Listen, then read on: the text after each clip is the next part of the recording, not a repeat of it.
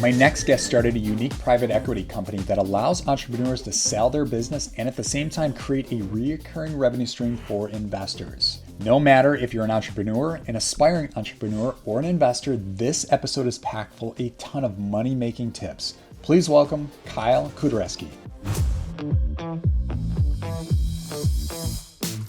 Kyle, welcome to the show. Hey, Sean. Thanks for having me. Yeah, good to have you here. So before we dive into what you're working on today, could you tell us something unique about yourself that most people don't know? I have a fun one, actually. I like to answer this one. My fun fact about Kyle is several years ago, I biked across America from the Golden Gate Bridge to the Capitol in DC for people with disabilities. It was called the Journey of Hope, and that's my fun fact. That is a fun fact. Now, I have to say this, in the last few months, there was one other guest that did the same thing. Awesome. Did they Yeah. go the same direction? Do you remember? I believe it was California to New York. I don't think it Okay, was so it's similar. Yeah, we started on the Golden Gate Bridge and ended on the Capitol. So yeah, I don't know how long I can keep claiming this. That was when I was back in school, but I'll do it for as Okay. long as I can. That's awesome. I love that story. All right, well, let's go ahead and dive in. If you could take a few minutes and tell us about your career background. Sure. Yeah. So my name's Kyle Kuderewski. I grew up in Tennessee and pretty traditional path. I went to engineering school, mechanical engineering undergrad, and I like to say I'm an engineer turned investor. So I got out of school, got into a large corporate America role in project management and engineering. I did my master's in engineering. That company supported me in financially to do that on nights and weekends, which was a blessing. But I always knew I didn't want to be a cog in the corporate wheel, for lack of a better term. So I did that for about a decade. I saved up money to start a side hustle, and I actually got into real estate investing pretty heavily. I still own some vacation rentals near the East Coast or on the East Coast near the beach, and yeah, just always had an entrepreneurial itch, and that's what kind of brought me to where I'm at today with Web Street, which I know we'll get into. Sure. But yeah, I just got out of the corporate America role and started, you know, any type of side hustle. I didn't know what it was going to be. I wanted to not be dependent on the W-2 paycheck, and that's been about 3 years ago. So I was going to ask you, how long ago did you dive in? So Web Street you created 3 years ago. yep, yeah. The first vacation rental investing was back in 2018, so more like 6 years ago. But actually Okay. left my job, corporate job, 3 years ago. 3 years ago. Good for you. Now, full time, Web Street is your main business. Is that correct? 100%. Yes. The vacation rental stuff is managed almost exclusively Sure. passively now by good cleaning staff and management company. And so Web Street is my full focus. Got it. Okay. So let's dive into the business. What is the business model and how does it make money? Yeah, so there's a few different terms we throw around. Micro private equity is one way to think about it, but also just fractional ownership, fractional investing. If you've ever heard of, there's Masterworks and Fundrise and Yield Street and these platforms that make it possible to invest in real estate or art or wine or whiskey or trading cards or anything, you name it. We do that for online businesses and digital assets, and there was nobody doing it at the time, and that's why we created it. Got it. So it's kind of like a marketplace. You're bringing two audiences together. You have your entrepreneurs or those who have a digital asset. They're listing their entity or their business, and then you bring on your investors as the other party. So they're meeting in the middle on the same platform. Is that a high level, accurate description? Yeah, high level, that's pretty good. There's just one nuance. So generally, the operators that you mentioned, they've bought and sold and built multiple businesses. They have a really strong track record. But when they come to us, we raise the money from investors, and they go out and buy additional businesses and implement their strategies and grow them. So they don't come to us with a business in hand. Now they may own some, but we're not asking investors to invest in a business they already own. They go out and purchase businesses based on the amount of money raised, based on what's out there in the marketplace, and then investors take part in the upside, the profits.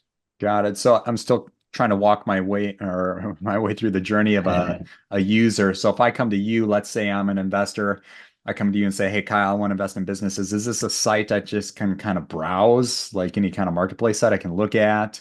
Or do I talk to you and you have a portfolio kind of behind the scenes? It's basically the second. So we have what we Got it. call our funds. We're on our eighth fund, and each fund has different online business operators in them. So the one that is currently, we always have an offering pretty much, but speaking, what is it now, May already? Hmm.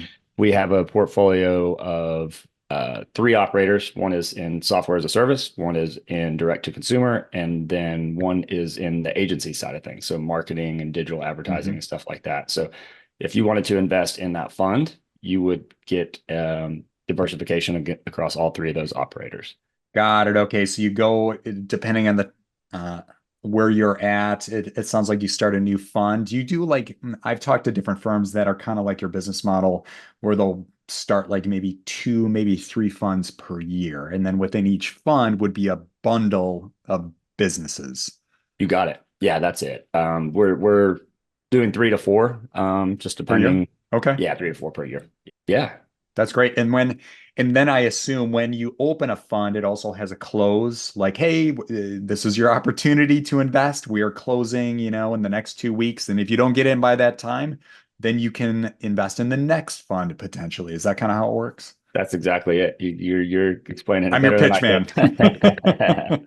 Yeah, no, that's exactly it. So I like to think of it. It's easy to kind of put into like quarters. So each of our fundraisers is about 2 to 3 months.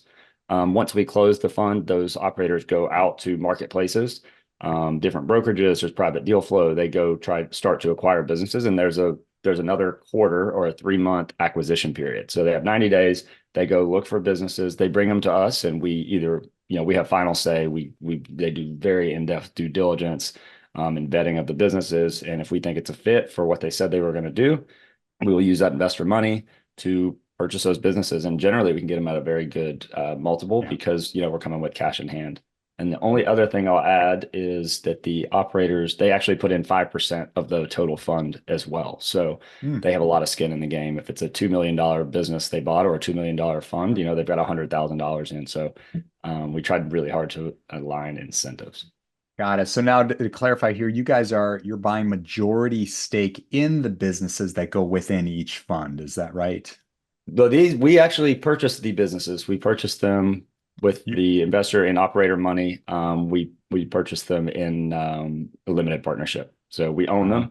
And I guess I went through acquisition and all that, and then I kind of stopped. But once they acquire the businesses, they implement their strategies, whether it's marketing or introducing new products or mhm. generating new customers or whatever their strategies are.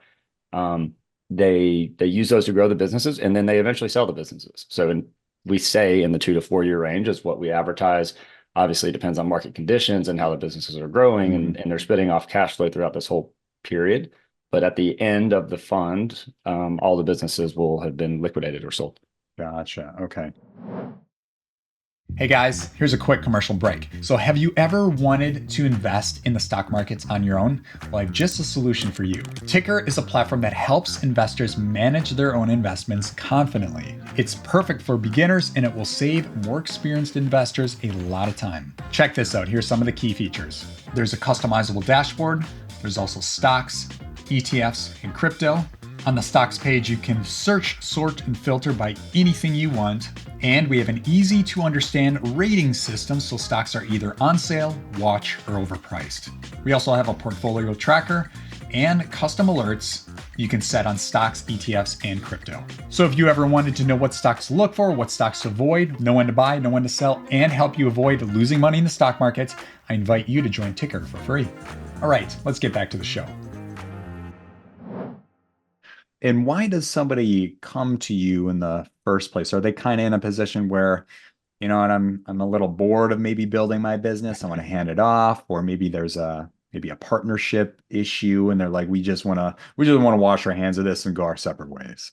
Sure. Yeah, that's a great question. There's all kinds of life factors. A lot of times it's, they built and sold multiple and they know they can, maybe they built it from scratch, right? And they can have a $2 or $3 million exit. I mean, these are big time businesses. I mean, we've Hmm.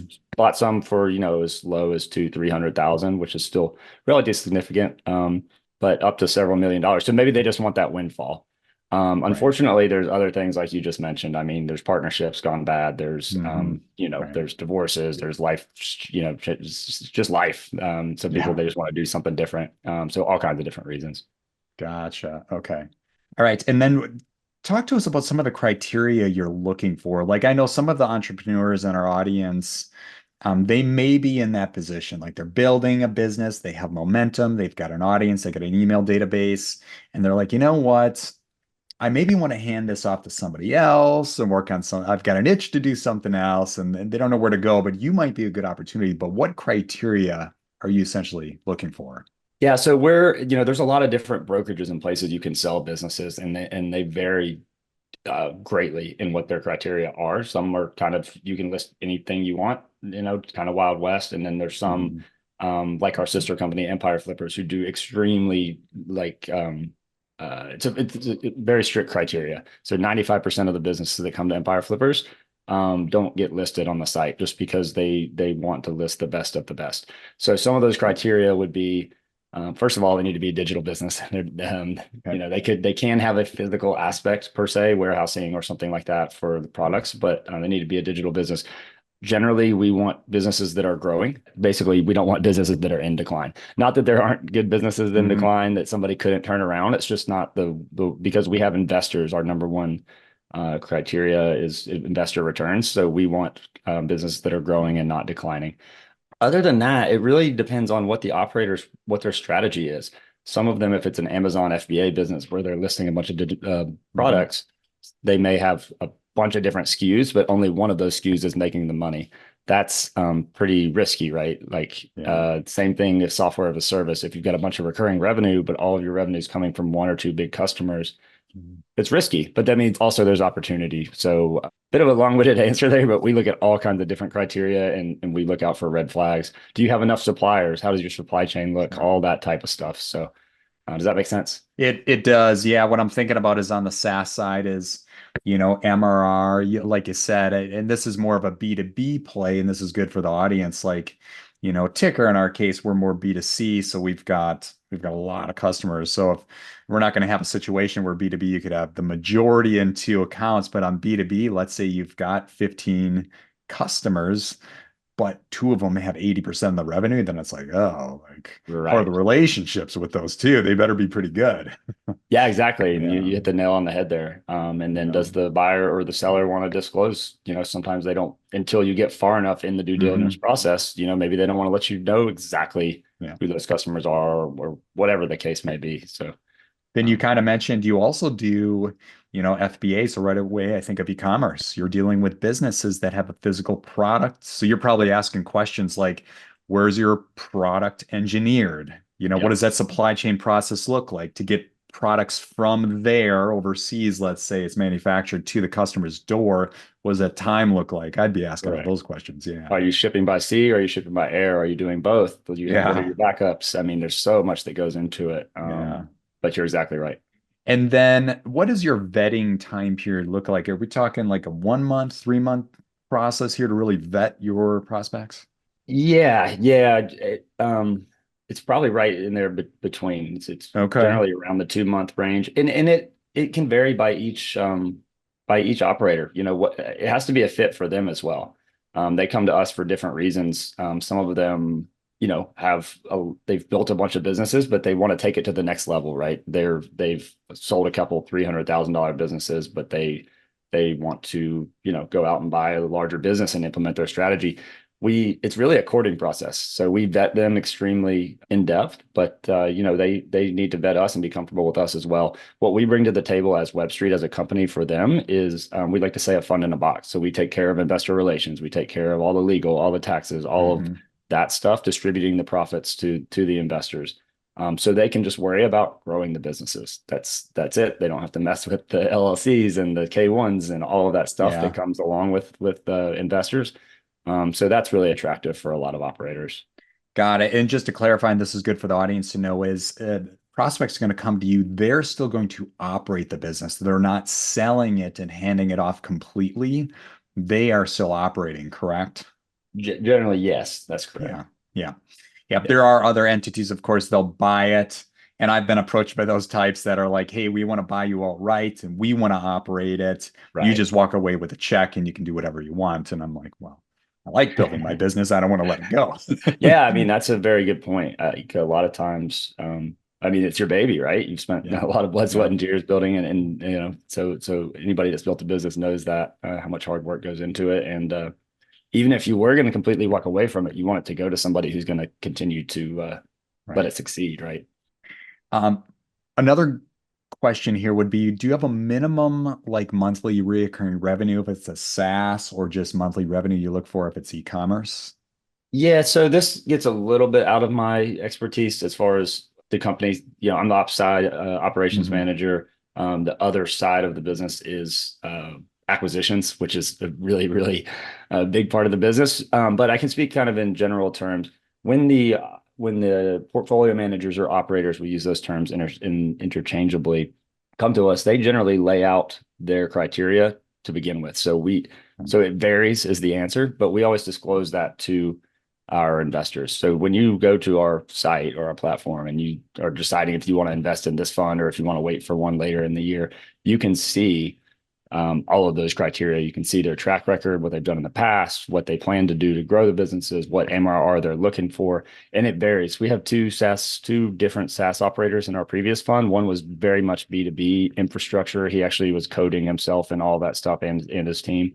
And then we had one that was B2C, Hmm. completely opposite side. So the answer is it varies, and that's a Sure. long-winded way of telling you that. To kind of zoom out a little bit, and this kind of refers back to a percentage you said. So you'll buy it outright, but the operator can then invest 5%. Let's say they can buy 5%. So this means is the operator and you and the investors coming to the table, there's a bigger end game here, For sure. right? Like, okay, now that we had this transaction completed as a partner per se in this process, we're looking at maybe a bigger event, liquidity event over the next three. Are you looking at, and this was my question, Yeah. probably about 3 to 5 years down the line, maybe getting bought by a much bigger entity or maybe going public? Yeah, so that's something we've played with a good bit. The liquidity event we generally say is in the 2 to 4 year range. But are you familiar with aggregators at all? There was several during the COVID period where they would buy up all kinds of different Amazon FBA businesses and aggregate them Yeah. together as a brand. Yes. So that's something that's on the table for us, but it's not anything we've done to date. Got it. Okay. But it's definitely something we have our eye on. We're only about, like I said, we just started 3 years ago, and Hmm. we've got about 40 million in assets under management now. Sure. So we're growing, and that's definitely on the table, but it's not Sure. something that is necessarily promised at this time. Yeah. Going public is also an option. Yeah. We'll just have to see. And one thing I did want to hit on, you were talking about the bigger liquidity event toward the end, the sale of the businesses and whatnot. One of the criteria, or one of the things that's really nice about these businesses is they're cash flow positive, right? You're not investing in a Mhm. piece of art or something. Not that those can't be good investments, but you're waiting on that to Yeah. appreciate. It's not spitting off cash. These businesses are. So every quarter we distribute 2/3 of the profits to investors. And then same thing on the exit, 2/3 of the profits at the exit goes back to investors. So Brilliant. yeah. That was actually my next question is how are the investors getting paid? There are, investment vehicles out there, as you invest and then you're only getting paid if it's sold or if it goes Right. public. And that is a big if. So it could be 10 years and it's like, I don't see any money. Well, you don't love that investment, but it could pay off big someday. But in your case, every quarter you're getting paid something. So that tells me up front, and this is good for the audience to know, is you guys are really looking into businesses that are pretty darn close to profitable or already profitable. So the probability of getting paid every quarter is much higher. Exactly. Yeah, I don't know if I could have said it better myself. I mean, it's a cash flow positive play. Yeah. Sure, the businesses should grow and should appreciate and be worth Hmm. more when we sell them. Yeah. But it's not purely an appreciation play. It's very much a cash flow play. So for somebody that's That's looking, great. to get away from normal stocks and they're heavily invested in real estate and different stuff, it's a type of diversification, and that's the way we push it. We don't want it to be somebody's entire portfolio or anything like that, Yeah. but it's always nice to have a cash flow play that's spitting off, cash every 3 months. Yeah. I like that. My audience knows, especially a ticker. It's like when you we always talk about the comparison between stocks and real estate. With stocks, you keep letting those businesses build, but you're not collecting reoccurring cash flow. You let compound interest really build up that portfolio, and then you start paying yourself at a later date. Real estate, you're paying yourself, but the appreciation of a home does not appreciate as fast of a business. Well, this is a fun play where you can be in a business that appreciates, but you're also getting paid every quarter. It's brilliant. Yeah, yeah, we like to think so. We worked hard to line up the incentives, and Yeah. honestly, we've tried to build a platform that we would want to invest in. I mean, we're all Mhm. investors, entrepreneurs.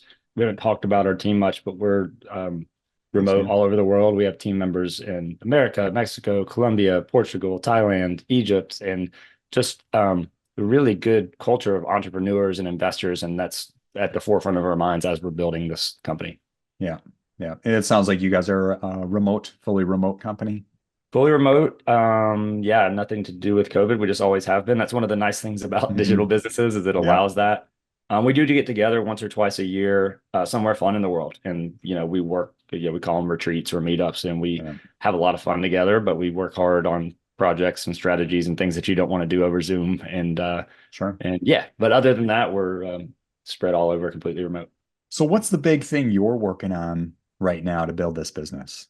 Yeah, so I'd say two big things. The biggest is by far our engineering platform. So I mean our website, Yep. where we have what you call a Web Street wallet. You go in, you're wiring funds. It's got to hit your account. You got to sign your documents, and then every quarter when we do distributions, we might have 60, 80, 100 investors in a fund.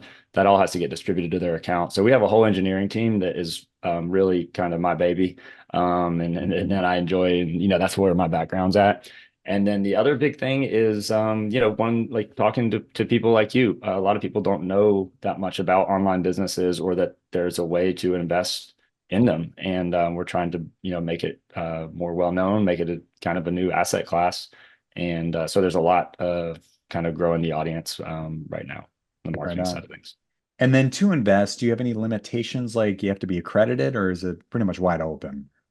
We do. Most of our funds are accredited investors only, and we have toyed with doing some crowdfunding through WeFunder and things like that. But generally speaking, we're dealing with accredited investors, which I'm sure your audience mostly knows Mhm. over 200,000 per year, over 1 million in net worth, and there's other ways as well. But yeah. Yeah, good to know. All right. And then before we jump to the rapid fire round, is there one more key takeaway you can give our audience? I think we've been doing a lot of talking about the business, and I'm sure it's just generated a lot more questions. I think my key takeaway would be, if you're interested in online businesses or investing, whatever it is, get very educated first. You really want to understand the model of what you're investing in. It makes it more fun when it's doing well, and it makes it a bit less frustrating if your investments aren't doing well. You really need to get educated before you just put money into anything. So that'd be my key takeaway, and we always push that to anybody that's interested. Yeah. And I tell my audience this, and this is one of those shows where I'll break the fourth wall a little bit and talk to the audience, is this is what I would do if I were in your position is, let's say you approached Kyle, he had a fund available right now. I would ask what companies are within. I'd want to see each company. I want to know their business model. How do they make money? And if you could go that far, you can answer this question. Now, Kyle, could I see the income statement, cash flow statement, and balance sheet, or at least the profit and loss statement of each of those businesses before I invest? Yeah, sure. So I should have hit on that. So yes, you get to see all of that. And in addition to the cash flow you get each quarter, you actually get quarterly reports that explain what's going well with the businesses, what's going Oh, well with the sites, great. what's not going well, what your plans are for the next quarter. And so it's a completely passive investment. You don't have to open those reports at all if you're not Right. interested, but most of our investors are, and they find it, interesting, fun to know what's going on behind the scenes. In addition to the reports, the P&Ls each quarter and cash flow statements and all that. So you can dive as deep as you want, or be as passive or kind of removed as you want. I love it. This is kind of an idea I was thrown around to execute on my own. Obviously, I can't do that right now because Ticker is my baby, but this is you've got a really fun business model. I tip my hat to you, sir. You got something fun I'd like to do someday. Well, I appreciate it. Yeah, we're enjoying it. We're enjoying building it, and yeah, wouldn't look back. 3 years in the running, and hopefully many more fun That's years fun. ahead. That's fun. All right, let's transition to the rapid fire round. This is the part of the episode where we get to find out who Kyle really is. If you can, try to answer each question in about 15 seconds or less. You ready? Let's do it. All right. What is your favorite podcast? Um, Lex Friedman. Um, Yeah, good yeah, one. I yeah, like yeah, yeah. Lex. Yeah, Yep. he's great. He just had one today where he came back from 3 weeks in the Amazon. Fascinating, about 4 hours. I was listening to it earlier. I Four but hours. yeah, Okay. that guy will interview anybody, won't he? He will. And, listening is a skill I think more people need to do a better job at. And he listens. Lex Friedman, to the listeners out there, if you haven't checked him out, he's a good listener. He asks good questions and he listens intently. I love that. Excellent point. Yeah. Yeah. Yeah. All right. What is a recent book you read and would recommend? Yeah, it's funny. I didn't mean to tie these two together. You just mentioned the questions and listening. There's one called Change Your Questions, Change Your Life. And it's pretty short, easy read, but I need to reread it, to be honest. It's excellent. Hmm. It gets into why listening is so important and how you Yes. can frame questions differently. There's all types of different questions, leading questions and questions that, you actually care about the answer and you're going to listen to it instead of just waiting to respond. And it's a great Yes. book. So Change Your Questions, Change Your Life. Love it. Yeah. Good one. This is a fun one. What is your favorite movie? This is great. So I have a small man cave here, and I have 6 movie posters in there, and I put a bunch of thought into it. I did 3 shows and 3 movies. And Hmm. the probably the movie that I'd pick out of those three would be Training Day with Denzel Washington. Yes. Mhm. All right. So that was my favorite movie for years. I would remember mentioning that movie in the early 2000s. People would ask, I'd be like, Training Day. People would be like, what? I'm like, you never seen Training Day? Yeah, I guess I need to rewatch it as well. That's one of my favorites. So Denzel yeah. crushed it. Okay. I don't want to move on to the next question because I'm a total nerd. The 6 posters that are hanging, what are they? Sure. So, Entourage, the HBO show, Yeah. the original Star Wars poster, really cool poster. That was a big part of my childhood, so that one's nostalgic. The Game of Thrones and Yeah. the Dark Knight, the Joker poster where he's got the smile. Hmm. Yeah, that one's. I almost said that instead of Training Day. I love Dark Knight as well, so I think I hit all 6.